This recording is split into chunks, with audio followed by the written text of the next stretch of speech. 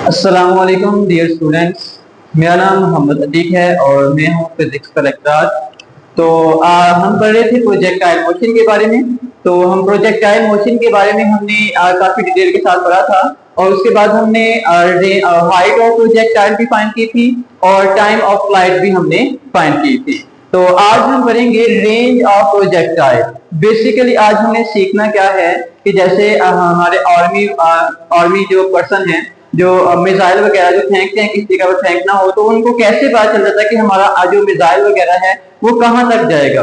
तो वही हम वहां से कैसे फाइंड कर सकते हैं, वही फाइंड करने के लिए आज हम सीखेंगे कि हम वो कैसे फाइंड करते हैं। उसके लिए हम एक फॉर्मूला डिराइव करेंगे तो जिससे हमें मालूम हो जाएगा कि हमारी जो चीज जो हमने फेंकी है वो कितनी दूर तक वो जो है जा सकती है। ठीक, तो आज हमारा टॉपिक है रेंज ऑफ प्रोजेक्टाइल। तो रेंज ऑफ प्रोजेक्टाइल क्या है?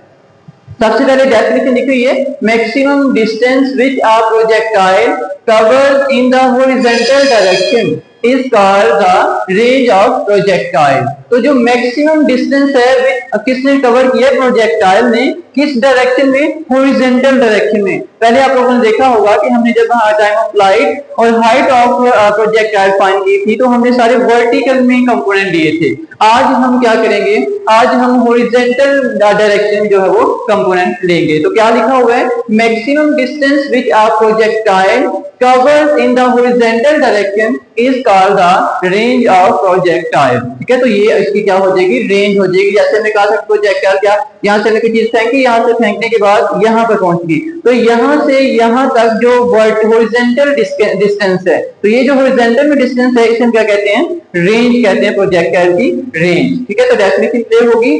तो इसकी डेरिवेशन करते हैं। देखिए अभी मैंने आपको बताया कि इसमें हम हॉरिजॉन्टल डायरेक्शन में कंपोनेंट्स लेंगे।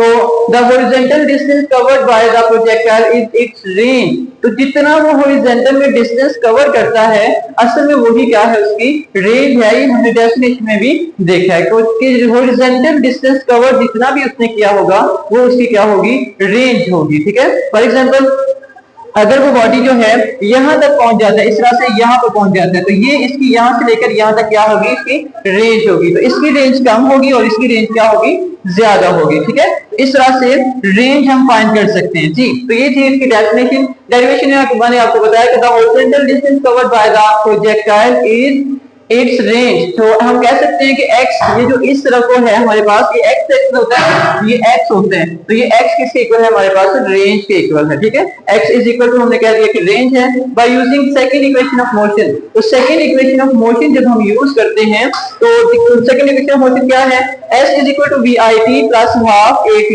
स्क्वायर। तो यहाँ पर हम इसे जब हॉरिजॉन्टल डायरेक्शन में लिखते हैं तो क्या बनता है, तो वो से देखेंगे। तो यहाँ पर देखें s की जगह पर मैंने x लगा दिया क्योंकि ये हॉरिजॉन्टल में डिस्टेंस था तो हमने x लगा दिया।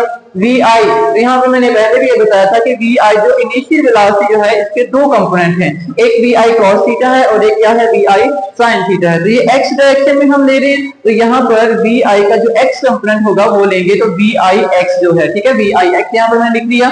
तो यहाँ पर a t स्क्वायर, तो a की जगह पर मैंने लिख दिया ax, क्योंकि हम हॉरिजॉन्टल डायरेक्शन में चार सारे कंपोनेंट दे रहे हैं। तो यहाँ पर क्योंकि ay भी था हमारे पास और ax भी था, तो ay हमारे पास क्या था, वो g था, ग्रेविटेशन कांस्टेंट था। तो यहाँ पर ax क्या होगा, यहाँ पर वो 0 होगा क्योंकि हमने बॉडी को ऊपर की तरफ फेंका हुआ। तो देखते हैं आगे से देखते, तो ये हमारे पास सेकंड इक्वेशन ऑफ मोशन जो है वो इस तरह से मॉडिफाई हो जाएगी।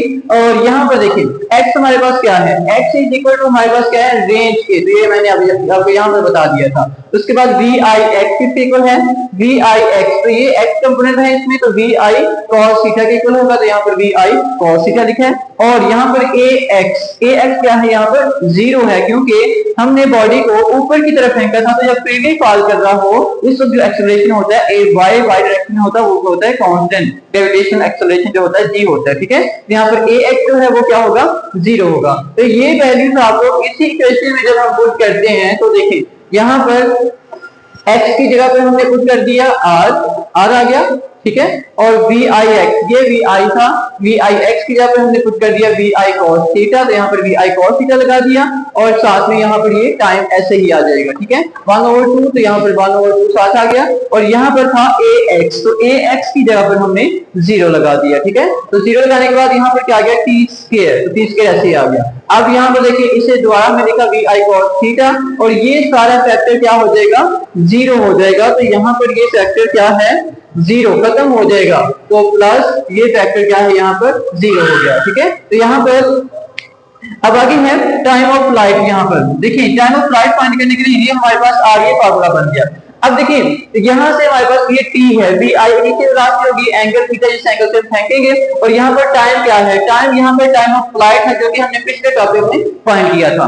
वो टाइम ऑफ फ्लाइट क्या है यहाँ पर मैंने लिख दिया, time of flight T is equal to क्या था 2vi sin theta over g। तो यहाँ पर रेंज इसी जगह पर ये टाइम की वैल्यू पुट करें तो r इज इक्वल टू आ जाएगा vi cos थीटा, ऐसे ही आ जाएगा। इस t की जगह पर आपने ये वैल्यू यहाँ पर पुट कर दी। तो इसे सॉल्व करेंगे, जब सॉल्व करेंगे तो देखिए ये 2 ये vi और ये vi स्क्वायर हो गया और ये 2 ऐसे आ गया और साथ में sin थीटा और cos थीटा इसको हमें यहाँ पर इसके साथ लिख दिया और नीचे डिवाइडेड बाय g है। तो यहाँ पर r इज इक्वल टू बन गया vi square sin 2 theta over g। ये sin 2 थीटा कैसे बन गया, आप लोगों ने मैथ में पढ़ा होगा, ट्रिग्नोमेट्रिक फार्मूले जो आप लोगों ने याद किए हुए 2 sin थीटा cos थीटा, ये किसके इक्वल होता है sin 2 थीटा के, या sin 2 थीटा इज इक्वल होता है 2 sin थीटा और cos थीटा। तो यहाँ पर ये हमारे पास जो फार्मूला बन जाएगा range is equal to vi square sin 2 theta over g। तो ये वो फार्मूला है जिसके जरिए हम किसी भी चीज को जो हम फेंक रहे हैं, मिसाइल वगैरह फेंक रहे हैं, उसकी जो रेंज है वो हम फाइंड कर सकते हैं। अगर हमें एंगल का पता हो और साथ में vi इनिशियल वेलोसिटी का पता हो तो हम इसकी रेंज फाइंड कर सकते हैं कि वो बॉडी कितनी दूर तक जो वो जा सकता है। ठीक, आगे हम इसकी मैक्सिमम रेंज फाइंड करते हैं कि मैक्सिमम रेंज कब होती है। तो देखा the range of the projectile will be maximum when sin 2 theta has maximum value. तो sin की जो मैक्सिमम वैल्यू होती है ना वो 1 है, तो मिनिमम जो होती है तो -1 है, तो 1 और -1 के दरमियान इसकी वैल्यू जो है वो रहती है। तो जो मैक्सिमम वैल्यू है वो क्या है sin की 1 होती है, तो हमने लिख दिया sin 2 theta is equal to क्या होगी 1 होगी, ठीक है। इसलिए हमने यहाँ पर 1 रखा है, क्योंकि 1 ही क्यों लिया, क्योंकि इसकी sin की जो मैक्सिमम वैल्यू होती है वो 1 तक ही रहती है, इससे ज्यादा नहीं होती। तो यहाँ पर हमने sin इनवर्स उस तरफ ले जाएंगे तो sin इनवर्स हो जाएगा, तो यहाँ पर क्या आ गया 2 थीटा, हमें थीटा फाइंड करना है, ये 2 पे जाके क्या हो गया sin इनवर्स 190 होता है, ठीक है। तो यहाँ से इसे 2 के साथ डिवाइड करेंगे तो 90 डिवाइडेड बाय 2 ये आपके पास आ जाएगा theta is equal to 45 degree. तो ये आपके पास एंगल आ गया कि अगर इसका क्या मतलब है, अगर आपके पास यहाँ पर ये जो एंगल था, अगर आपके पास एंगल 45 हो, 45 के एंगल से फेंके, आपकी जो रेंज होगी वो सबसे ज्यादा होगी, मैक्सिमम रेंज होगी। अगर कोई और एंगल होगा तो उसकी रेंज इससे कम होगी, ठीक है। तो एंगल अगर आपका 45 डिग्री है तो आपकी जो रेंज होगी वो मैक्सिमम होगी, इससे ज्यादा रेंज नहीं हो सकती, किसी भी एंगल पर ज्यादा रेंज नहीं हो सकती। तो यहाँ पर ये आपके पास थीटा इज इक्वल टू 45 आ गया। इसी एंगल को हम यहाँ पर पुट करके देखते हैं रेंज के फार्मूले में, ये जो हमने तैयार किया था। तो range r is equal to vi square sin 2 theta, यहाँ पर हमने 45 पुट किया तो यहाँ vi स्क्वायर sin 2 थीटा और 45 डिग्री। अब नीचे हो गया डिवाइड, इसे सॉल्व किया तो 90 sin 90 हो गया, तो यहाँ पर vi स्क्वायर sin 90 डिग्री। तो यहाँ पर हमने देखा sin 90 जो होता है वो 1 होता है, ठीक है। तो sin 90 यहाँ पर हमने 1 लिख दिया और vi स्क्वायर और नीचे g। तो ये आपके पास मैक्सिमम रेंज आ गई है। तो मैक्सिमम रेंज कब होती है, जब हमारे पास जो एंगल है थीटा वो कितना हो 45 डिग्री हो, 45 डिग्री होगा एंगल, तो हमारे पास जो है वो मैक्सिमम रेंज होगी, ठीक है। मैक्सिमम रेंज होने के उसके बाद मैक्सिमम रेंज, तो ये हमारे पास रेंज का फॉर्मूला था, इसको हमने इन टर्म्स ऑफ मैक्सिमम रेंज में हमने जब लिखा तो r इज इक्वल टू, देखिए यहाँ पर हमने पुट किया vi स्क्वायर और ये इतना हिस्सा जो है, ये वाला हिस्सा, ये जो हिस्सा है ये क्या है, सॉरी ये जो हिस्सा है vi स्क्वायर ओवर g जो है ये हमारे पास क्या है मैक्सिमम रेंज है, ठीक है। और साथ हम यहाँ पर इसकी जगह पर हम मैक्सिमम रेंज लिख देते हैं, तो जो हमारे पास रेंज का फॉर्मूला था वो हमारे पास क्या बन जाएगा, in terms of maximum range, तो r is equal to r maximum sin 2 theta.